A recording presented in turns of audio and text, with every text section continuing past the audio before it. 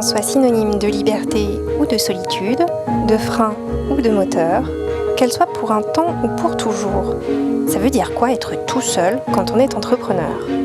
Tous l'ont vécu et tous en ont une perception unique.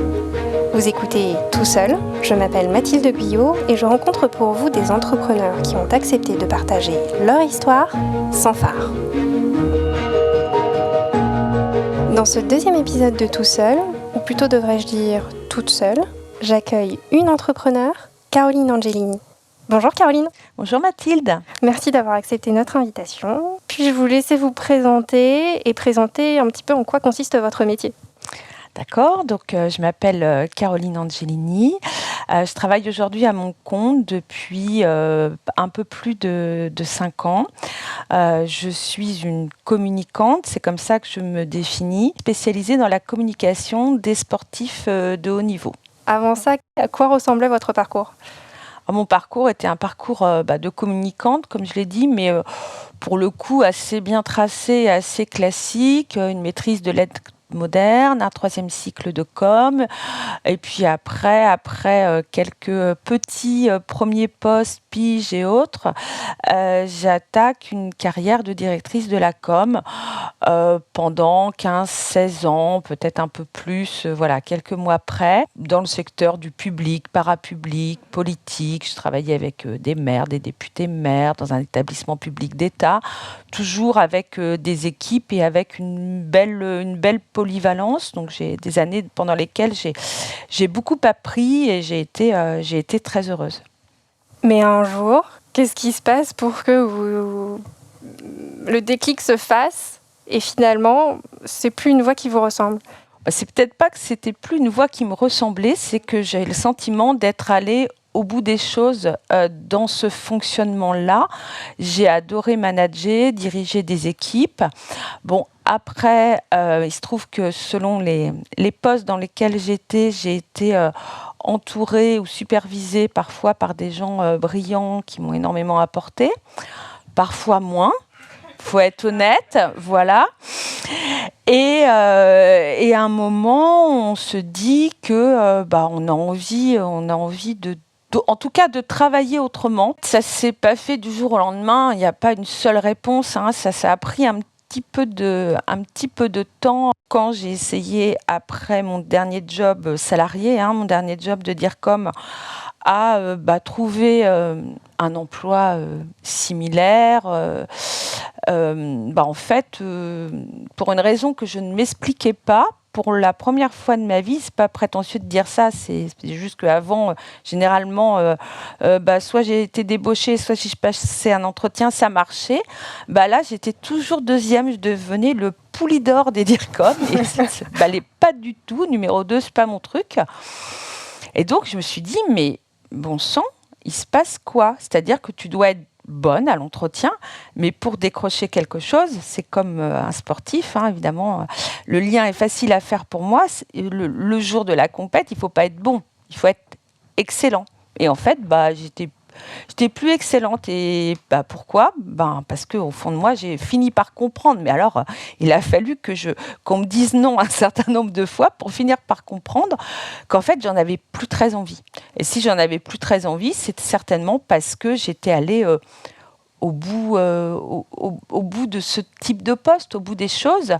Et j'avais envie d'autre chose. C'était aussi un moment dans ma vie personnelle où il y avait des changements. Donc, j'avais envie sûrement de me réaliser, de me mettre peut-être, de prendre des risques, d'aller chercher autre chose, des choses que j'avais à l'intérieur sûrement, mais que j'avais jamais été sollicitée, déjà parce que j'avais pas eu besoin de le faire. J'étais dans un certain confort professionnel, j'avais pas jamais eu besoin de le faire, de me remettre en question à ce point-là. Et puis la peur, sûrement aussi, parce que l'entrepreneuriat, ça fait peur. On se dit oui, mais alors là, avant, évidemment, j'ai des bons salaires, des voitures de fonction, c'était très encadré, très sécurisant, quoi. Et puis du jour au lendemain, plus rien. Donc forcément qu'on n'y va pas comme ça, surtout quand on est maman de 3 enfants, que on est divorcé, donc on vit seul, on s'assume seul.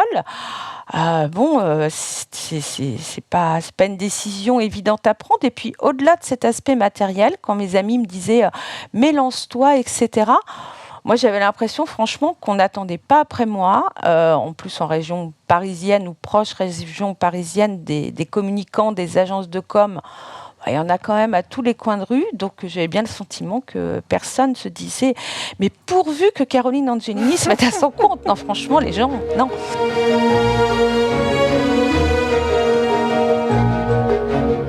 Vous vous retrouvez toute seule face à cette décision, ou en tout cas cette possibilité. Est-ce que vous vous mettez à votre compte ou pas? Vous sentez que vous arrivez aussi au bout d'un chemin que vous avez moins envie d'explorer. Exactement. Comment est-ce que vous retrouvez du désir là-dedans? Qu'est-ce qui vous apparaît comme le chemin qui va finalement être le vôtre aujourd'hui?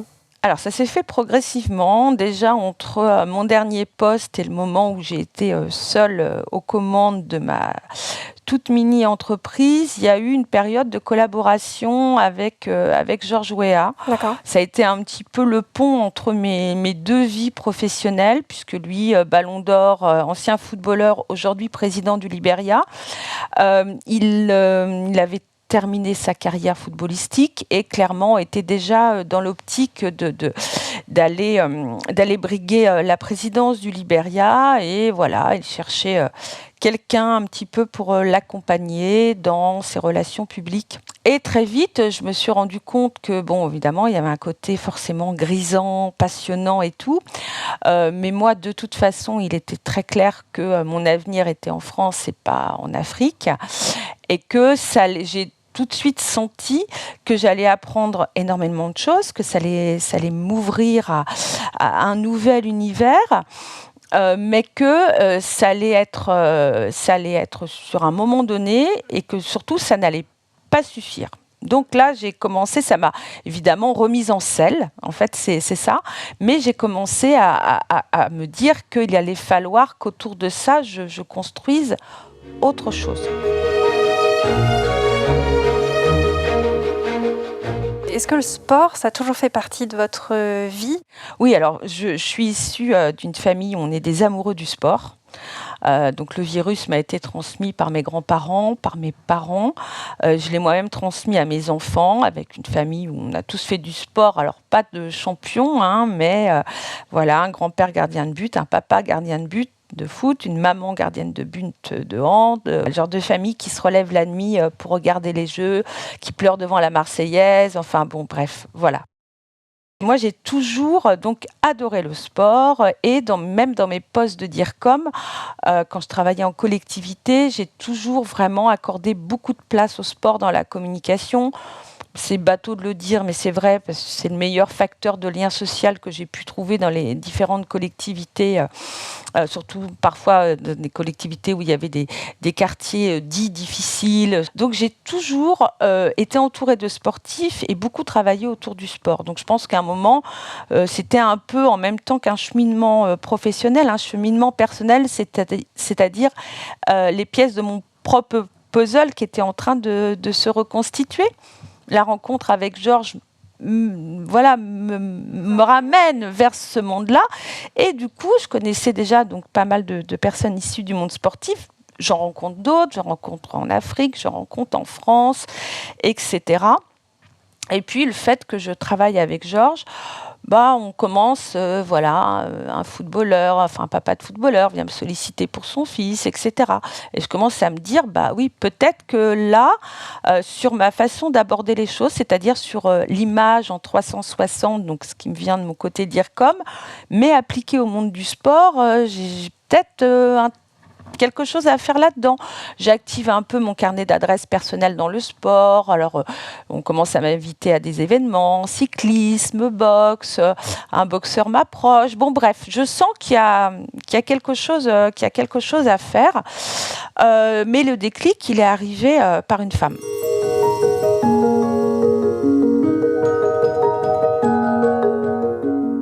Il est arrivé par Sarah Ouramoun.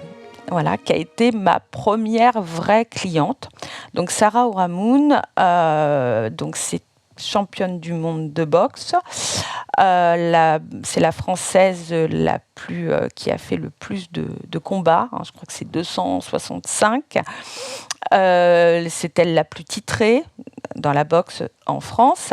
Et surtout, vice-championne olympique à Rio. Et c'est dans ce cadre-là que je l'ai accompagnée. Il y a je sais pas, des messages, des appels qui un jour changent votre vie. Et clairement, moi, c'est un appel de Sarah qui a changé la mienne. Sarah, à ce moment-là, elle avait mis sa carrière de boxeuse entre parenthèses. Elle n'avait pas réussi à se qualifier pour les Jeux de Londres.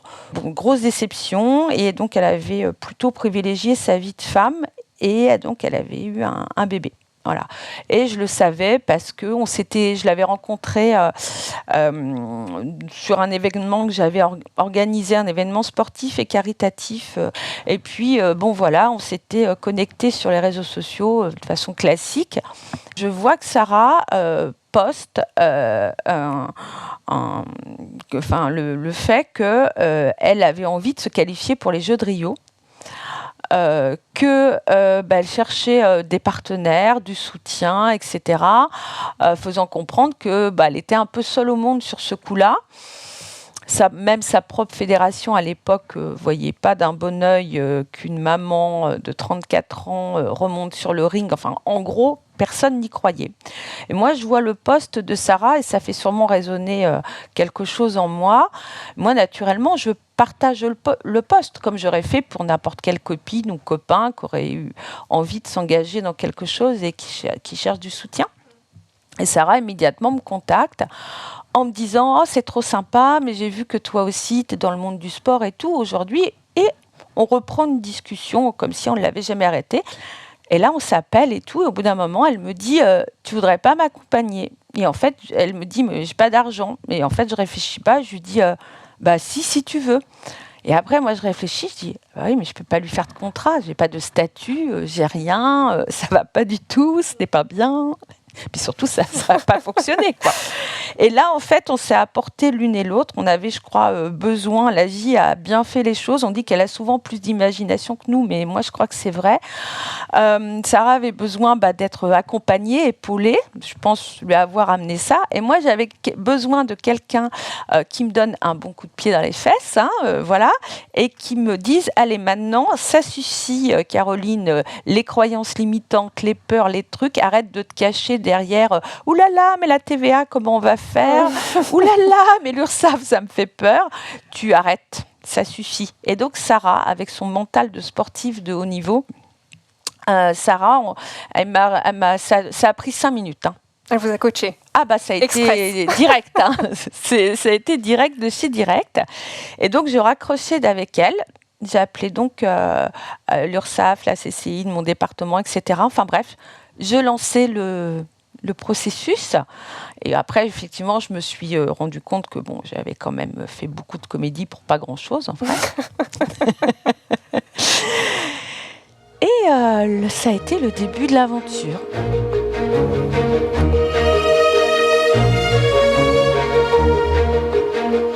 Est-ce que vous êtes sentie tout de suite chef d'entreprise ou entrepreneur ? Non, pas du tout. Au départ, j'avais l'impression d'être une usurpatrice. Voilà, là, non, j'avais un numéro de sirène, j'avais tout ça, mais je me disais, ouais, mais non, quand même, c'est bizarre, quoi, et tout. En fait, je crois que je me suis... Alors forcément, il y a les premières réussites, les premières clientes qui viennent après, tout ça, ça donne confiance en soi et ça aide. Mais moi, il y a eu un moment très précis où je me suis vraiment sentie chef d'entreprise, où je me suis dit ah ouais, là, enfin voilà, ça a été quand j'ai dû faire appel à une comptable parce que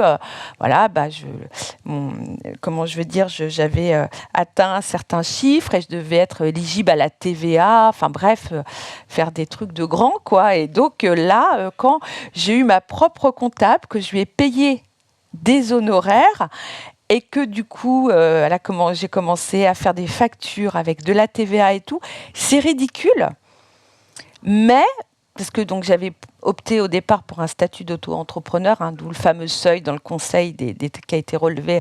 Donc ouais, c'est à partir du moment, c'est pas à partir du moment où j'ai fait ma première facture, ou signé mon deuxième ou mon troisième contrat, parce qu'encore une fois, oui, bon, j'avais un statut d'indépendante, mais j'étais dans ce que je sais et ce que j'aime faire, la com, je la faisais autrement, mais j'étais dans mon élément.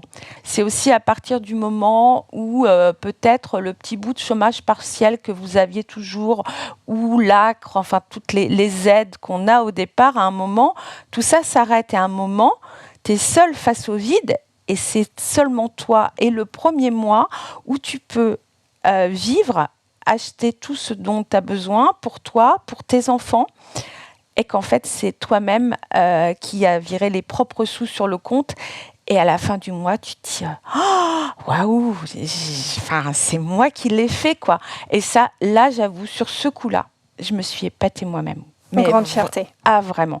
Parce que dans mon entourage, beaucoup, alors un peu pour refaire parallèle avec Sarah, à un autre degré, un autre niveau, mes proches, et je leur en veux pas, parce que je sais que c'était plus parce qu'ils avaient peur pour moi, c'était pas pour me disaient « Ah, mais tu sais quand même, Caro, t'étais vraiment très bien dans ce que tu faisais, reprends un boulot de DIRCOM, un bon salaire, tu te rends compte, là, la galère dans laquelle tu t'es mise, etc. » et tout.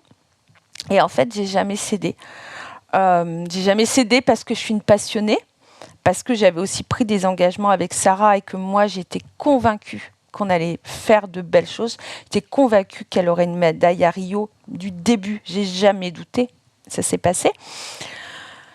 Et donc, je savais qu'il y avait un truc vraiment incroyable derrière et que je n'avais pas envie de passer à côté de ça, pour reprendre une formule dans l'air du temps, quoi qu'il en coûte, quoi qu'il m'en coûte,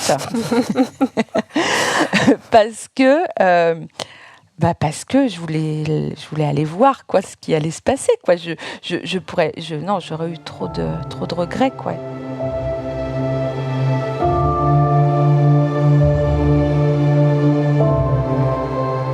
Donc ouais, il m'en a coûté. J'ai acheté de moins jolis sacs à main, de moins jolies chaussures. Je suis moins partie en vacances. Je fais beaucoup de sacrifices, mais c'est sans aucun regret.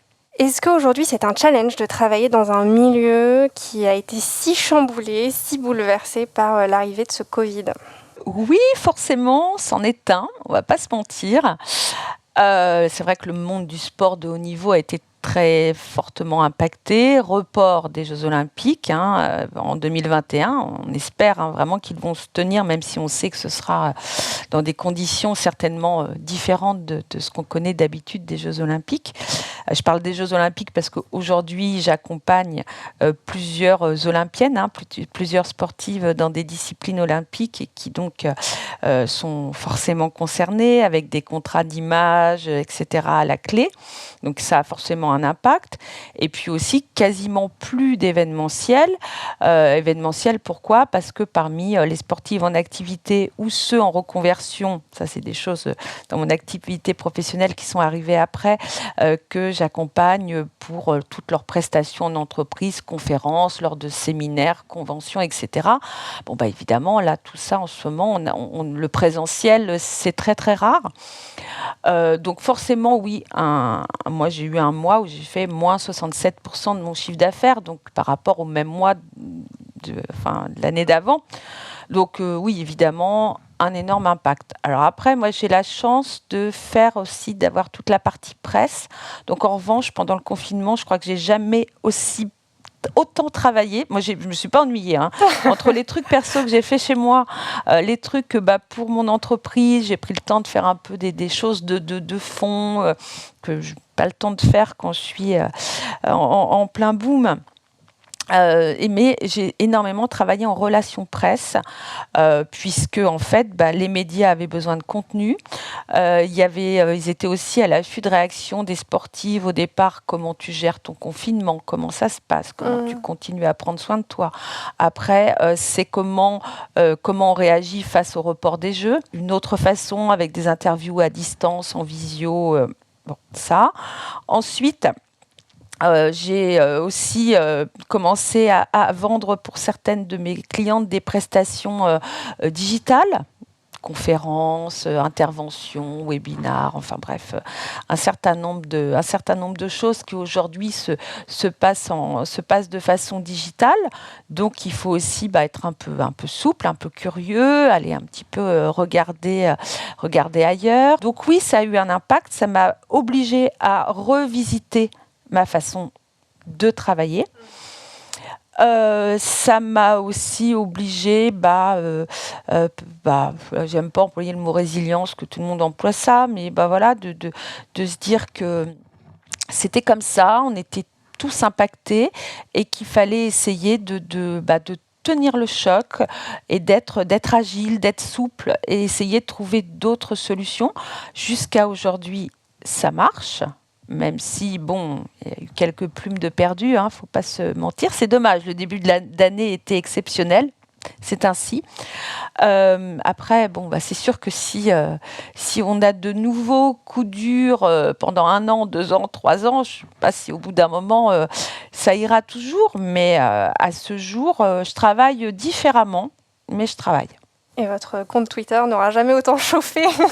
Oui, c'est vrai que sur les réseaux sociaux, voilà, il se passe des choses, sur LinkedIn, sur Twitter, voilà. Puis ça a aussi permis toute cette période de renforcer des liens avec des interlocuteurs du monde de la presse, du business, du monde institutionnel sportif, des gens avec qui d'habitude quand je les ai au téléphone, c'est toujours speed parce que dans mon métier, on est toujours pressé. Et là, je l'étais moins, donc ça a aussi permis de créer des liens. Donc, je suis quand même une éternelle optimiste. Donc, je refuse de me dire que ça aura servi à rien. Non, je ne crois pas.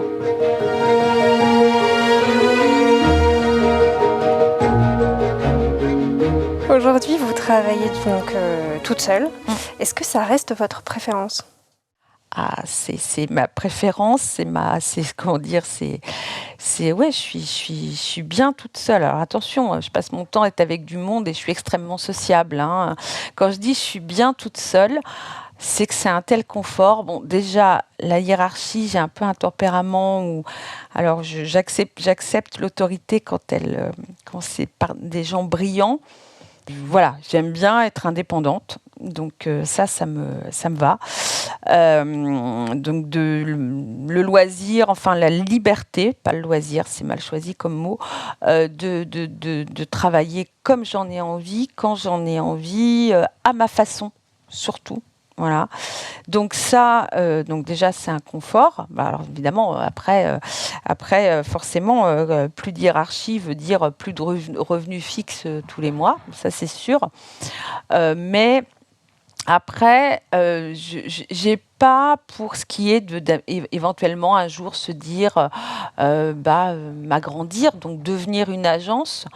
Ça me fait pas très envie parce que j'ai mis au point ma propre méthode où je suis en direct avec chacune de mes clientes ou chacun de mes clients. Et je crois aussi que ils font ce choix-là plutôt peut-être que d'aller dans une agence où parfois on passe d'un consultant à un autre. Et que en fait, c'est vraiment, je m'épanouis vraiment dans cette relation-là. Alors si à un moment, peut-être, et je me souhaite que ça marche encore mieux et que j'ai besoin de sous-traiter des choses, je préfère donc, et ça m'est déjà arrivé, d'avoir des besoins. Donc je préfère faire travailler d'autres indépendants. Ou parfois des prestataires quand j'ai des propres besoins externes et ou parfois sur des collaborations se dire tiens on le fait à deux parce que c'est trop gros pour moi et d'arriver chacune avec son carnet d'adresses, son savoir-faire et de collaborer sur un projet ponctuellement, c'est beaucoup plus intelligent que de ne pas y arriver tout seul ou de refuser et tout. Voilà, de mutualiser avec une autre consoeur ou un autre confrère dont je sais qu'on a le même socle de valeurs.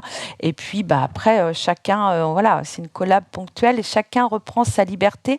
Je pense que mon évolution dans les années à venir, elle sera plutôt comme ça. que de recruter des collaborateurs. Bon, déjà aussi, il faut en avoir les moyens. C'est pas évident, j'en suis pas là. Et puis aussi, il y a le côté que c'est un métier à carnet d'adresse, un métier à numéro de téléphone. Certains sont précieux et je pense que j'ai bien lutté depuis pas mal d'années pour me constituer ce carnet d'adresses et je pense que je le partagerai pas. Donc finalement, toute seule, c'est une revendication, c'est une fierté, c'est un besoin, c'est tout ça à la fois. Aujourd'hui, vous vous sentez pleinement à votre place et pleinement dans quelque chose qui vous correspond en fait. Exactement, je pense que j'ai trouvé ma place, donc toute seule, oui, effectivement. Ça, c'est assez parlant aussi à titre personnel, mais pas toute seule par refus des autres, mais toute seule justement pour amener le maximum possible aux autres, parce qu'il se trouve que c'est la forme finalement qui, je pense, me correspond le mieux aujourd'hui. Donc je suis contente d'être toute seule. Ouais.